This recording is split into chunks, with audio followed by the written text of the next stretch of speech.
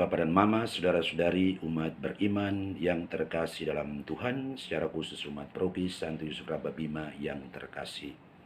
Mari kita mengawali permenungan kita pada sore malam hari ini dengan berdoa. Dalam nama Bapa dan Putra dan Roh Kudus. Amin.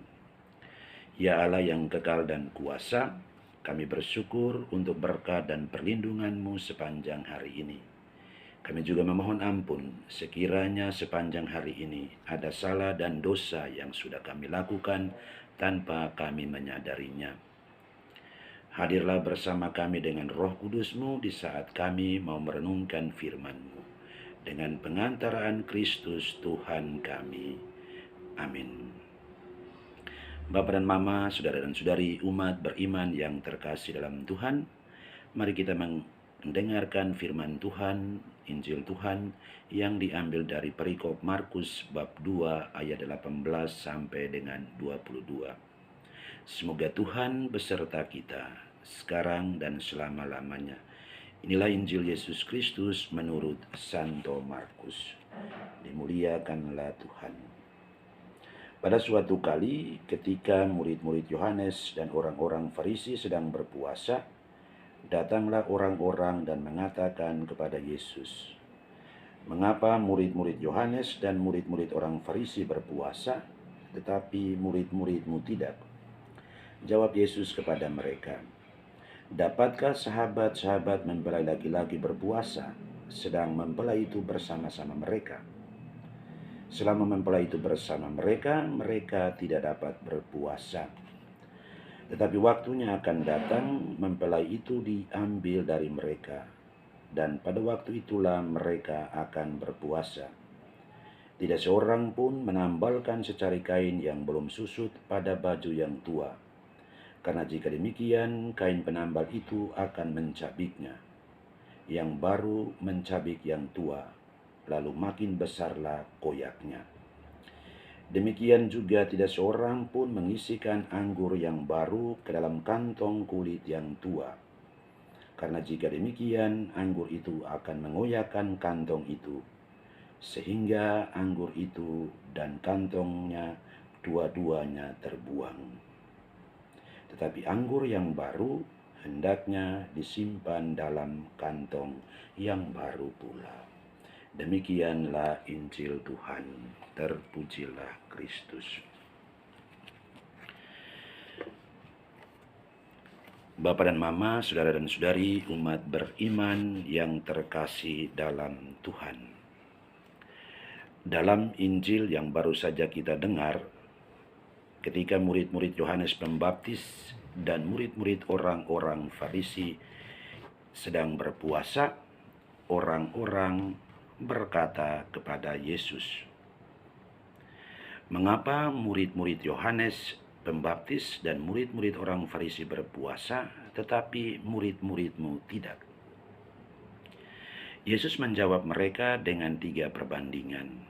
Yang pertama, dapatkah sahabat mempelai laki-laki berpuasa, sedang mempelai itu bersama-sama mereka?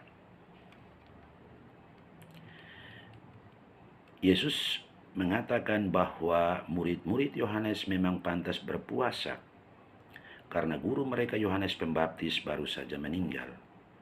Sedangkan Yesus menyebut dirinya sebagai mempelai laki-laki dan masih hidup, sehingga murid-muridnya tidak perlu berpuasa, melainkan harus bersukacita. Yang kedua, tidak seorang pun dapat menambalkan secari kain yang belum susut pada baju yang tua, karena jika demikian maka kain penambal itu akan mencabiknya, sehingga besarlah koyaknya. Yang ketiga, tidak seorang pun mengisikan anggur yang baru ke dalam kantong kulit yang tua, karena jika demikian anggur itu akan mengoyakkan kantong tua itu, sehingga anggur yang baru akan tumpah terbuang. Bapak dan Mama, saudara dan saudari yang terkasih, dengan berkata seperti itu, bukan berarti Yesus mengatakan bahwa puasa itu tidak penting, sehingga orang tidak perlu berpuasa. Tetapi Yesus menggunakan kesempatan itu untuk menyadarkan mereka yang bertanya kepadanya bahwa mereka harus siap untuk menerima hukum yang baru yang diwartakan oleh Yesus sendiri. Hukum lama, yaitu hukum Taurat dan hukum para nabi dalam perjanjian lama, bukan tidak penting, tetapi harus diperbaharui dan disempurnakan oleh Yesus. Yesus sendiri pernah mengatakan bahwa Dia datang bukan untuk melenyapkan hukum Taurat, melainkan untuk menyempurnakannya.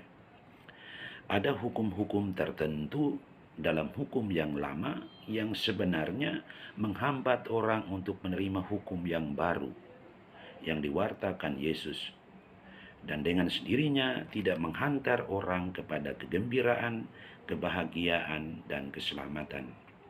Misalnya, hukum lama tentang perceraian, tentang balas dendam, tentang mengampuni sesama, dengan batas-batas tertentu dan lain-lain yang dapat kita baca di dalam keempat Injil.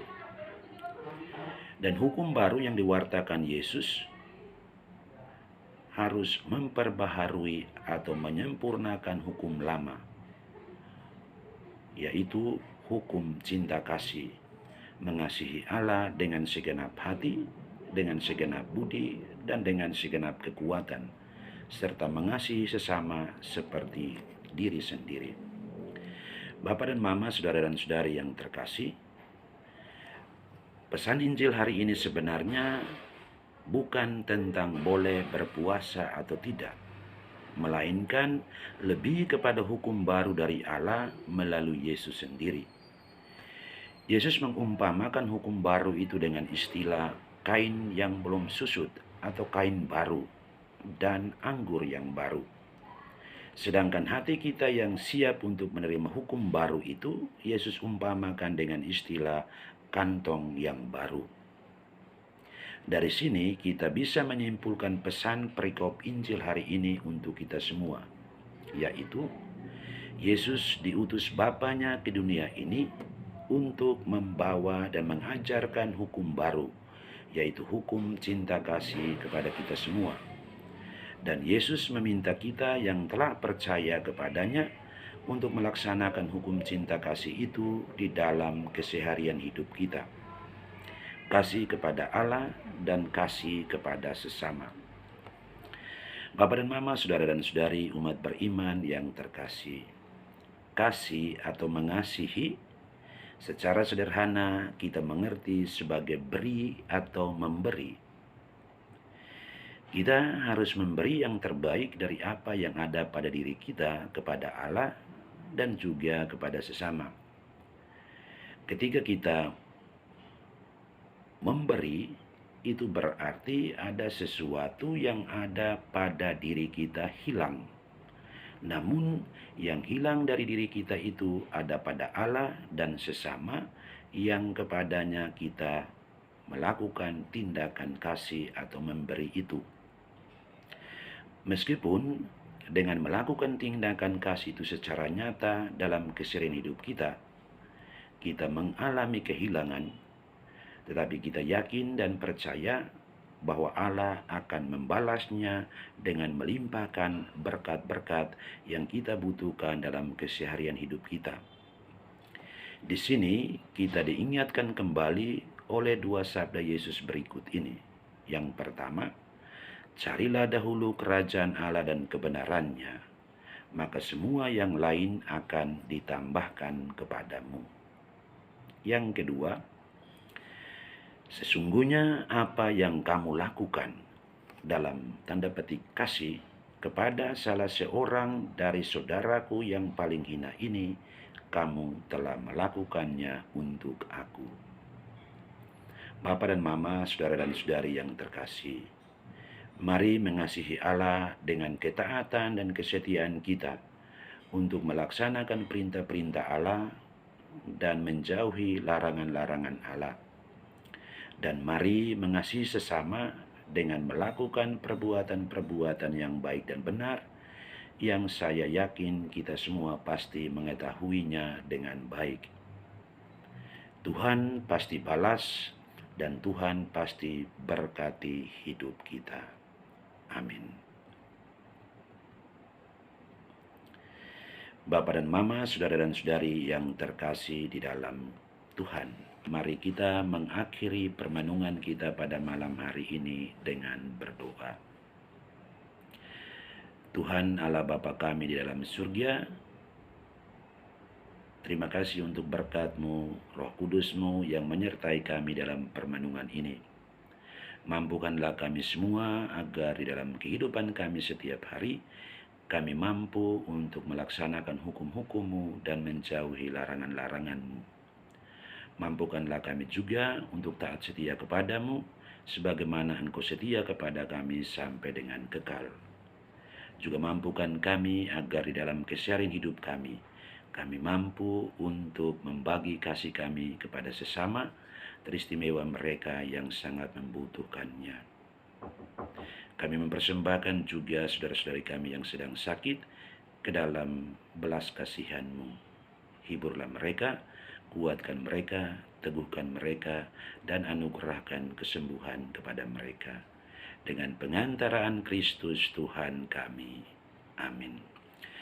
Semoga Tuhan beserta kita sekarang dan selama-lamanya. Semoga kita sekalian hidup dan karya pelayanan kita, pekerjaan harian, pekerjaan kita setiap hari.